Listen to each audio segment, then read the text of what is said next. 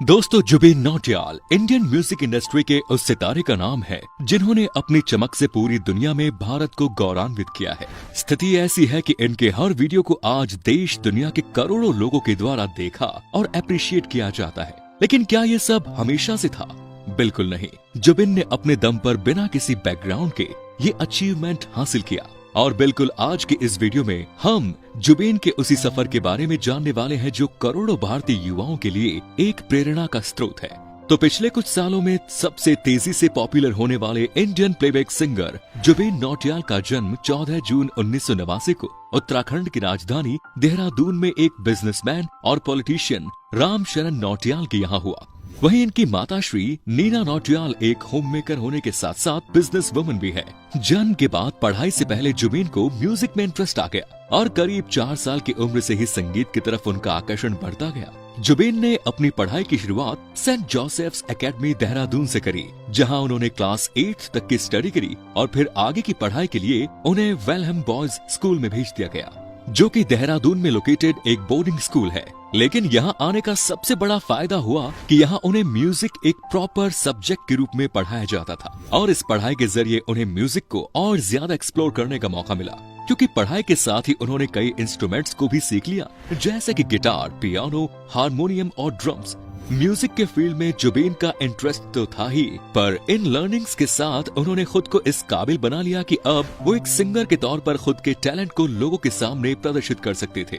और बिल्कुल ऐसा उन्होंने किया भी, जिसकी वजह से 18 साल की उम्र तक वो देहरादून के वेल नॉन सिंगर बन चुके थे, जिन्हें शहर में आयोजित होने वाले कई इवेंट्स के लिए इनवाइट किया जाता था, जिसकी वजह से उनकी प्रसिद्धि और बढ़ती गई। और इस वक्त तक जुबिन इस बात को लेकर बिल्कुल स्पष्ट हो चुके थे कि उन्हें म्यूजिक में ही अपना करियर बनाना है। अपने शहर में भरपूर प्रसिद्धि बटोरने के बाद साल 2007 में जुबिन मुंबई आ गए, जहां उन्होंने मीठीबाई कॉलेज ऑफ आर्ट्स में एडमिशन लिया और इसके साथ ही उन्होंने इंडियन फिल्म्स के म्यूजिक सिनेरियो को एक्सप्लोर करना शुरू किया। इसी बीच उनकी मुलाकात Indian singer and song writer AR Rahman से हुई, जिन्होंने इनके वॉइस क्वालिटी को खूब अप्रिशिएट किया और अपने वर्क को कंटिन्यू करने का सलाह दिया। और ऐसा कहा जाता है कि AR रहमान की ही एडवाइस पर जुबिन नौटियाल वापस अपने होम टाउन आ गए और अपनी स्कूल टीचर मिसेज वंदना श्रीवास्तव से ट्रेनिंग लेना शुरू कर दी। इसके अलावा उन्होंने मिस्टर सामंत से हिंदुस्तानी क्लासिकल म्यूजिक के म्यूजिक लेसन सीखे। इसके अलावा उन्होंने छन्नूलाल मिश्रा और R प्रसन्ना से भी उन्होंने ट्रेनिंग ली और म्यूजिक के बारे में काफी कुछ सीखने के बाद उन्होंने अपने करियर की शुरुआत एक television music reality show x factor India के पार्टिसिपेशन से करी और इसके बाद करीब 3 साल बाद 2014 में इन्होंने इंडियन म्यूजिक इंडस्ट्री का अपना डेब्यू सॉन्ग गाया, जिसका टाइटल था एक मुलाकात।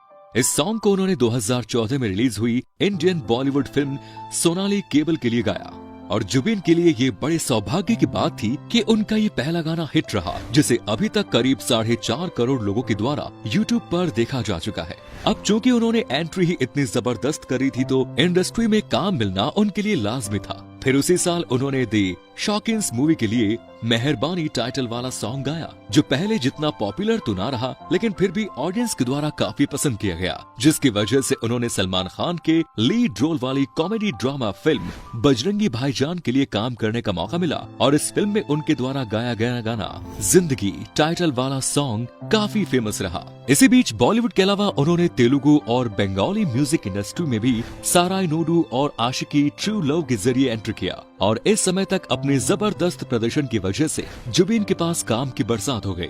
उन्हें लगातार नए नए ऑफर्स आने लगे। साल 2016 में दहलीज के लिए GRA ट्रैक गाया। उसी साल उन्होंने एक दूजे के वास्ते नामक रोमांटिक टेलीविजन सीरीज और इश्क फॉरएवर नामक रोमांटिक ड्रामा म्यूजिकल फिल्म का टाइटल ट्रैक गाया। फिर वन नाइट स्टैंड के लिए ले चला गाया और फिर उसके बाद उन्होंने काबिल, okay Jaanu, Raabta, Tubelight, Commando 2, Machine, Jolly LLB 2, बादशाह और इत्तेफाक जैसी पॉपुलर मूवीज के लिए सॉन्ग्स गाए, जिसकी वजह से भारतीय संगीत प्रेमियों के बीच उन्होंने अपनी खूब फैन फॉलोइंग बढ़ाई। इसके बाद इन्होंने बूंद बूंद तुम मेरे हो, पहला नशा, वंस अगेन जैसे कुछ सॉन्ग्स गाए। यहाँ तक तो सब कुछ ठीक चल रहा था, लेकिन साल 2019 में कबीर सिंह मूवी के लिए तुझे कितना चाहे और हम और मर जावा मूवी के लिए इनके द्वारा गाए गए किन्ना सोना ने इनकी प्रसिद्धि को पंख लगा दिए। और फिर उसके बाद भी इन्होंने कई सुपर हिट्स दिए, जैसे कि तो आ गए हम और मैं जिस दिन भुला दूं। फिर इसके बाद साल 2021 में टी सीरीज के द्वारा जुबिन का एक सिंगल सॉन्ग रिलीज किया गया और इसके बाद म्यूजिक वीडियो में इमरान हाशमी को फीचर किया गया। ये गाना इतना हिट हुआ कि बस 9 महीने के अंदर ही इस गाने को 1 बिलियन से भी ज्यादा व्यूज मिले, जो किसी भी दूसरे इंडियन सॉन्ग के लिए बस एक सपने की तरह है। उसके बाद साल 2021 में ही बेदर्दी से प्यार का और बरसात की धुन जैसे सॉन्ग्स रिलीज हुए, जिसे करोड़ों लोगों के द्वारा देखा गया। और अभी भी जुबिन के आने वाले सॉन्ग्स के लिए देश दुनिया के करोड़ों लोग इंतजार कर रहे हैं और किसी आर्टिस्ट के लिए इससे बड़ी सफलता और क्या हो सकती है। धन्यवाद।